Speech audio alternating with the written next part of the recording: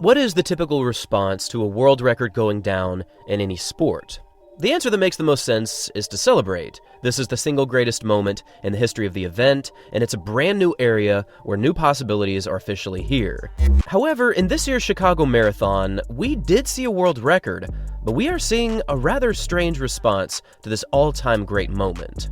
In this year's Chicago Marathon, Ruth Chepngetich ran a time of 2 hours, 9 minutes, and 56 seconds, becoming the first and only woman to ever break 2 hours and 10 minutes. This was a historic time to achieve, and it improved on the previous world record by almost 2 entire minutes. In fact, if you look at the recent progression of the women's world record, we have seen more than 5 minutes of improvement over the past 5 years. And while many people are pointing to increases in better training, marginal improvements on nutrition, and the Super Shoe era, which certainly showcases improvements, there is also a very dark underside of this story, and it all comes down to doping, performance-enhancing drugs. For the past year or two, the country of Kenya specifically has been struggling with a huge doping crisis. We even saw various international investors putting money into Kenya to put a brand new doping control unit in the middle of the country.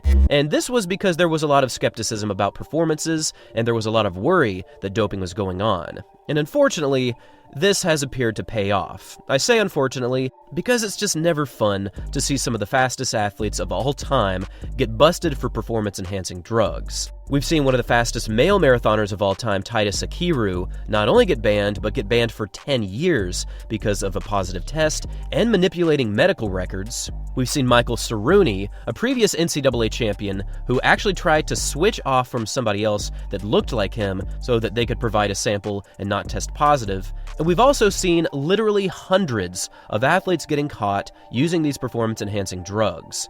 However, in terms of this new marathon and the massive improvement that came from this, there's actually a lot of layers to break down here. Firstly, Ruth has run many great marathons in the past, including becoming the second fastest athlete of all time back in 2022, when she ran a time just outside of the previous world record at 2 hours 14 minutes and 18 seconds. Unlike various other athletes that seemingly come out of nowhere and improve by minutes and minutes, Ruth has been running very fast for a very long time, so there is consistency here. But even if we compare this time to her 2022 Chicago Marathon, this year's Chicago Marathon is still bafflingly off the charts.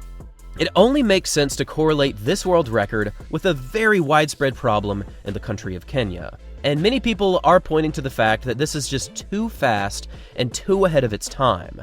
Just 5 years ago, the previous world record was 2 hours, 15 minutes, and 25 seconds, set by Paula Radcliffe all the way back in 2003. But since that time, we've seen Bridget Kosgei run a 2:14, we've seen Tigist Assefa run a crazy time of 2:11:53. But this is yet another enormous leap in world record running, the likes of which we really have not seen for many years. Now, one other very important factor about this race is that unlike men's marathons and many other women's marathons in the past, Ruth had 2 very dedicated pacers literally running with her the entire way. In fact, one of the pacers was with her all the way until the final 100, where they gave Ruth a few seconds on them in order to have her world record moment. However, this athlete still finished this race in just outside of 2 hours and 10 minutes. If you'll remember Kipchoge breaking 2 hours back in 2019, you will know how beneficial this kind of pacing can be.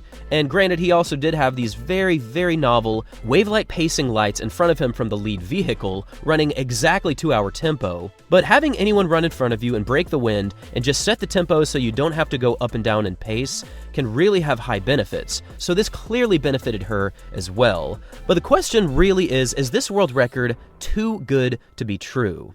We've seen various professionals weigh in on this very subject, asking if this is in fact just too fast. A lot of people will tell you that everyone at the very top dopes, and a lot of people will tell you that every single world record is in some way involved with a performance-enhancing drug.